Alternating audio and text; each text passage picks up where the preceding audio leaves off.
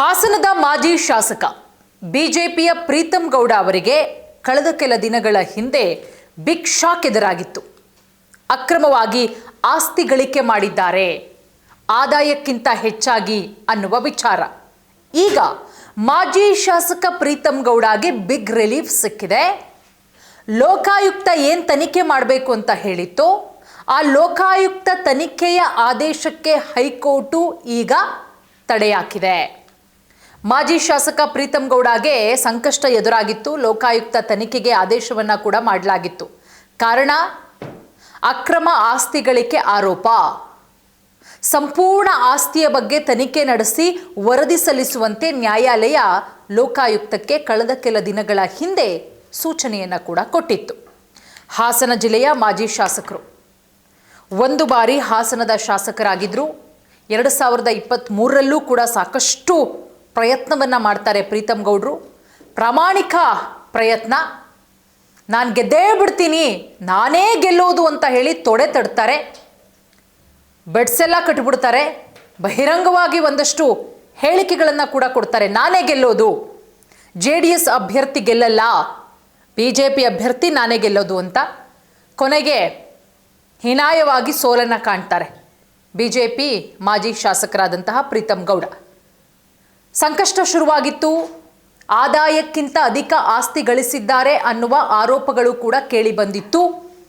ಈ ಹಿನ್ನೆಲೆ ಅವರ ಸಂಪೂರ್ಣ ಆಸ್ತಿಯ ಬಗ್ಗೆ ತನಿಖೆ ನಡೆಸಿ ವರದಿ ಸಲ್ಲಿಸುವಂತೆ ಲೋಕಾಯುಕ್ತಕ್ಕೆ ನ್ಯಾಯಾಲಯ ಸೂಚನೆಯನ್ನು ಕೂಡ ಕೊಟ್ಟಿತ್ತು. ಹಾಸನ ಲೋಕಾಯುಕ್ತ SPಗೆ ಜನಪ್ರತಿನಿಧಿಗಳ ನ್ಯಾಯಾಲಯ ಆದೇಶವನ್ನು ಕೊಟ್ಟಿತ್ತು. ಇದರಿಂದ ಪ್ರೀತಂ ಗೌಡ ಆಸ್ತಿ ವಿವರದ ಬಗ್ಗೆ ಲೋಕಾಯುಕ್ತ ತನಿಖೆ ಮಾಡುತ್ತೆ ಅಂತಲೇ ಹೇಳಲಾಗ್ತಾ ಇತ್ತು. ಬಟ್ ಈ ಆದೇಶವನ್ನು ಪ್ರಶ್ನಿಸಿ ಪ್ರೀತಂ ಗೌಡ ಹೈಕೋರ್ಟ್ ಮೊರೆ ಹೋಗಿರ್ತಾರೆ. ಮಾಜಿ ಶಾಸಕ ಪ್ರೀತಂ ಗೌಡ ವಿರುದ್ಧ ತನಿಖೆಗೆ ಕೋರ್ಟ್ ಆದೇಶ ಕೊಟ್ಟಿತ್ತು. 2018 ಮತ್ತು 2023ರ ಚುನಾವಣಾ ಪ್ರಮಾಣ ಪತ್ರ. 2018ರಲ್ಲೇ ಅವರು MLA ಆಗೋದು. ಯಾಕಂದರೆ ಹಾಸನ JDSನ ಭದ್ರಕೋಟೆ. JDSನ ಭದ್ರಕೋಟೆಯನ್ನು ಛಿದ್ರ ಮಾಡಿ ಅಲ್ಲಿ ಕಮಲವನ್ನು ಅರಳಿಸಿದ್ದು ಪ್ರೀತಂ ಗೌಡ 2018ರಲ್ಲಿ. ಅದೇ ರೀತಿಯ ಮ್ಯಾಜಿಕ್ ಆಗಿಬಿಡುತ್ತೆ. 18ರಲ್ಲಿ ಜನ ಯಾವ ರೀತಿ ನನ್ನ ಕೈ ಹಿಡಿದ್ರೋ 23ರಲ್ಲೂ ಕೂಡ ಜನ ಕೈ ಹಿಡಿತಾರೆ ಅಂತಲೇ ಎಕ್ಸ್ಪೆಕ್ಟೇಷನ್ ಅಲ್ಲ, ಓವರ್ ಎಕ್ಸ್ಪೆಕ್ಟೇಷನ್ ಇಟ್ಕೊಂಡು ಚುನಾವಣಾ ಅಖಾಡಕ್ಕೆ ಇಳಿತಾರೆ ಪ್ರೀತಂ ಗೌಡ. ಬಟ್ ಹಾಸನದ ಮಾಜಿ ಶಾಸಕರಾದಂತಹ HS ಪ್ರಕಾಶ್ ಅವರ ಪುತ್ರ ಸ್ವರೂಪ್ ಪ್ರಕಾಶ್ ಅವರ ವಿರುದ್ಧ ಕಣಕ್ಕಿಳಿತಾರೆ. JDSನಿಂದ ಸ್ವರೂಪ್ ಪ್ರಕಾಶ್ ಅವರು, BJPಯಿಂದ ಪ್ರೀತಂ ಜೆ ಗೌಡ. ಅದಾದಮೇಲೆ ಹೀನಾಮಾನವಾಗಿ ಸೋಲನ್ನಪ್ಪುತ್ತಾರೆ. ಆದರೂ ಕೂಡ ಪ್ರೀತಂ ಗೌಡರ ಮಹತ್ತೇನು ಕಡಿಮೆ ಆಗಿಲ್ಲ ಇವತ್ತಿಗೂ ಕೂಡ. ಹೆಂಗೆ ಅಂತ ಹೇಳಿದ್ರೆ ಅವರು ಇವತ್ತಿಗೂ ಕೂಡ ದೇವೇಗೌಡರ ಕುಟುಂಬವನ್ನು ಕಂಡ್ರೆ ಆಗಲ್ಲ, ರೇವಣ್ಣ ಫ್ಯಾಮಿಲಿಯನ್ನು ಕಂಡ್ರೆ ಆಗಲ್ಲ. ಆಮೇಲೆ ಈ ಪೆನ್ ಡ್ರೈವ್ ಹಂಚಿಕೆ ವಿಚಾರಕ್ಕೂ ಪ್ರೀತಂ ಗೌಡರ ಹೆಸರು ಕೂಡ ಕೇಳಿಬರ್ತಾ ಇತ್ತು. ಬಿಡಿ, ಅದು ತನಿಖೆ ಆಗ್ತಾ ಇದೆ, ಅದ್ರ ಬಗ್ಗೆ ಇವಾಗ ಮಾತು ಬೇಡ. ಇನ್ನು ಮೊನ್ನೆ ಚೆನ್ನಮ್ಮ ಅವರು ನಿಧನವರಾದಂತಹ ಸಂದರ್ಭದಲ್ಲಿ ಪ್ರತಿಯೊಬ್ಬರೂ ಕೂಡ ರಾಜಕೀಯವನ್ನು ಮರೆತು ಆ ಕುಟುಂಬದ ಜೊತೆಗೆ ನಿಂತ್ಕೊಳ್ತಾರೆ, ಕುಟುಂಬಕ್ಕೆ ಸಾಂತ್ವನ ಹೇಳೋ ಕೆಲಸ ಮಾಡ್ತಾರೆ. ಆದರೆ ಪ್ರೀತಂ ಗೌಡರು ಮಾಡಿದ್ದೇನು ಗೊತ್ತಾ? ಒಂದು ಸೌಜನ್ಯಕ್ಕಾದರೂ ಬಂದು ಅಂತಿಮ ದರ್ಶನವನ್ನು ಪಡ್ಕೊಂಡು ಹೋಗಲಿಲ್ಲ. ಅಂದರೆ ಗೊತ್ತಾಗುತ್ತೆ ಅಲ್ಲಿಗೆ ಎಷ್ಟು ವೈಯಕ್ತಿಕವಾಗಿ ತೆಗೆದುಕೊಂಡಿದ್ದಾರೆ ಪ್ರೀತಂ ಗೌಡ ಅಂತ ಹೇಳಿ. ಇನ್ನು 2018 ಹಾಗೆ 23ರ ಚುನಾವಣಾ ಪ್ರಮಾಣ ಪತ್ರವನ್ನು ಆಧರಿಸಿ ಖಾಸಗಿ ದೂರನ್ನು ಕೂಡ ಸಲ್ಲಿಕೆ ಮಾಡಲಾಗಿತ್ತು. ಕುಟುಂಬದ ಆಸ್ತಿಯಲ್ಲಿ ಭಾರೀ ಏರಿಕೆಯಾಗಿದೆ. 2018ರಲ್ಲಿ ಮತ್ತು 23ರಲ್ಲಿ ನಾವು ಚುನಾವಣೆಗೆ ನಿಲ್ಲುವಂತಹ ಸಂದರ್ಭದಲ್ಲಿ ನಮ್ಮ ಚರಾಸ್ತಿ ಎಷ್ಟಿದೆ, ನಮ್ಮ ಚಿರಾಸ್ತಿಗಳೆಷ್ಟಿದೆ, ಸ್ಥಿರಾಸ್ತಿಗಳು ಎಲ್ಲದರ ಬಗ್ಗೆನೂ ಕೂಡ ಮಾಹಿತಿ ಕೊಡಬೇಕಾಗತ್ತೆ. ಬಟ್ ಅದರಲ್ಲಿ ಒಂದಷ್ಟು ವೇರಿಯೇಷನ್ಗಳು ಕಂಡುಬಂದಿತ್ತು. ಸಂದೀಪ್ BP ಅನ್ನುವವರು ಒಂದು ಖಾಸಗಿ ದೂರನ್ನು ಸಲ್ಲಿಸಿದ್ರು. ದೂರಿನ ವಿಚಾರಣೆ ನಡೆಸಿದಂತಹ ನ್ಯಾಯಾಲಯ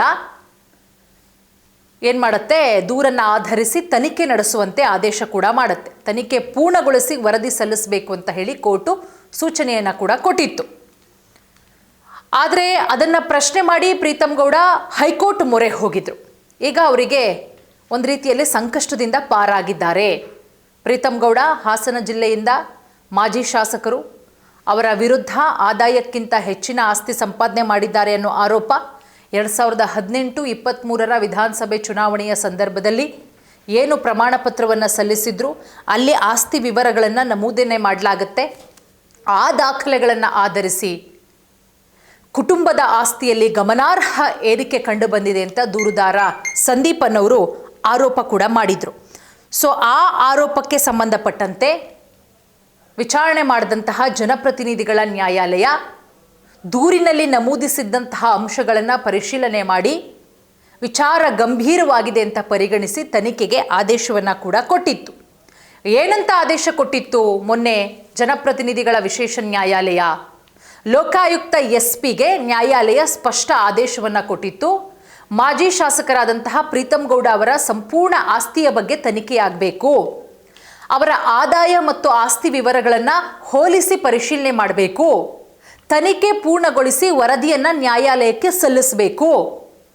ಈ ಆದೇಶದ ಹಿನ್ನೆಲೆ ಲೋಕಾಯುಕ್ತ ಇಲಾಖೆ ತನಿಖೆಯನ್ನು ಪ್ರಾರಂಭಿಸುವ ಸಾಧ್ಯತೆ ಇದೆ. ಚುನಾವಣಾ ಪ್ರಮಾಣ ಪತ್ರಗಳಲ್ಲಿ ನಮೂದಿಸಿದಂತಹ ಆಸ್ತಿ ವಿವರಗಳು, ಬ್ಯಾಂಕ್ ಖಾತೆಗಳು, ಭೂಮಿ ಮತ್ತು ಇತರ ಆಸ್ತಿಗಳ ಬಗ್ಗೆ ಮಾಹಿತಿ ಸಂಗ್ರಹಣೆ ಮಾಡಲಾಗುತ್ತೆ. ಅದರ ಜೊತೆಗೆ ಕುಟುಂಬದ ಸದಸ್ಯರ ಆಸ್ತಿ ವಿವರಗಳನ್ನು ಕೂಡ ಪರಿಶೀಲನೆ ಮಾಡಲಾಗುತ್ತೆ ಅಂತ ಹೇಳಿ, ಇದೆಲ್ಲ ಆದಮೇಲೆ ಮಾಜಿ ಶಾಸಕರ ವಿರುದ್ಧ ಇಂತಹ ದೂರುಗಳು ಬಂದಾಗ ನ್ಯಾಯಾಲಯ ಕೂಡ ಗಂಭೀರವಾಗಿ ಪರಿಗಣಿಸಬೇಕಾಗತ್ತೆ, ಸತ್ಯಾಸತ್ಯತೆಯನ್ನು ಪರಿಶೀಲನೆ ಮಾಡಬೇಕಾಗತ್ತೆ. ಸೊ ಈಗ ಮುಂದುವರೆದ ಭಾಗ, ಮೊನ್ನೆ ಆದಂತಹ ಬೆಳವಣಿಗೆ. ಇನ್ನು ನಿನ್ನೆ ಏನೆಲ್ಲ ಆಯಿತು ಅಂತ ಹೇಳಿದ್ರೆ, ಮಾಜಿ ಶಾಸಕ ಪ್ರೀತಮ್ ಗೌಡಗೆ ಹೈಕೋರ್ಟ್ನಿಂದ ಬಿಗ್ ರಿಲೀಫ್ ಸಿಗುತ್ತೆ. ಜನಪ್ರತಿನಿಧಿಗಳ ನ್ಯಾಯಾಲಯ ಲೋಕಾಯುಕ್ತ ತನಿಖೆ ಆದೇಶಕ್ಕೆ ಹೈಕೋರ್ಟು ತಡೆಯನ್ನು ಕೊಟ್ಟಿದೆ. ಆದಾಯಕ್ಕಿಂತ ಹೆಚ್ಚು ಆಸ್ತಿ ಗಳಿಕೆ ಆರೋಪದಲ್ಲಿ ಮಾಜಿ ಶಾಸಕ ಪ್ರೀತಮ್ ಗೌಡ ವಿರುದ್ಧ ಲೋಕಾಯುಕ್ತ SP FIR ದಾಖಲಿಸಿ ತನಿಖೆ ನಡೆಸುವಂತೆ ಜನಪ್ರತಿನಿಧಿಗಳ ನ್ಯಾಯಾಲಯ ಏನು ಆದೇಶವನ್ನು ಹೊರಡಿಸಿತ್ತು ಅದಕ್ಕೆ ತಡೆ. ಜನಪ್ರತಿನಿಧಿಗಳ ನ್ಯಾಯಾಲಯದ ಆದೇಶಕ್ಕೆ ಹೈಕೋರ್ಟ್ನಲ್ಲಿ ತಡೆ. ಎಲ್ಲ ಪ್ರಕ್ರಿಯೆಗಳಿಗೂ ತಡೆಯಾಜ್ಞೆ ಕೊಟ್ಟು ನ್ಯಾಯಮೂರ್ತಿ ನಾಗಪ್ರಸನ್ನ ಅವರ ಪೀಠದಿಂದ ಆದೇಶ ಹೊರಬಿದ್ದಿದೆ. ಅದರ ಜೊತೆಗೆ ಲೋಕಾಯುಕ್ತ SP ಹಾಗೆ ಸಂದೀಪ್ B ಅವರಿಗೂ ಕೂಡ ನೋಟಿಸ್ ನೀಡುವಂತೆ ನ್ಯಾಯಮೂರ್ತಿಗಳು ಆದೇಶ ಹೊರಡಿಸಿದ್ದಾರೆ. ಸೊ ಇದರಿಂದ ಪ್ರೀತಮ್ ಜೆ ಗೌಡ, ಹಾಸನದ ಮಾಜಿ ಶಾಸಕರು, BJP ಇವರಿಗೆ ದೊಡ್ಡ ಮಟ್ಟದ ರಿಲೀಫ್ ಸಿಕ್ಕಂತಾಗತ್ತೆ. ಸೊ ಈ ವಿಚಾರ ಮುಂದಿನ ದಿನಗಳಲ್ಲಿ ಯಾವ ಹಂತಕ್ಕೆ ಹೋಗುತ್ತೆ ಕಾದು ನೋಡಬೇಕು.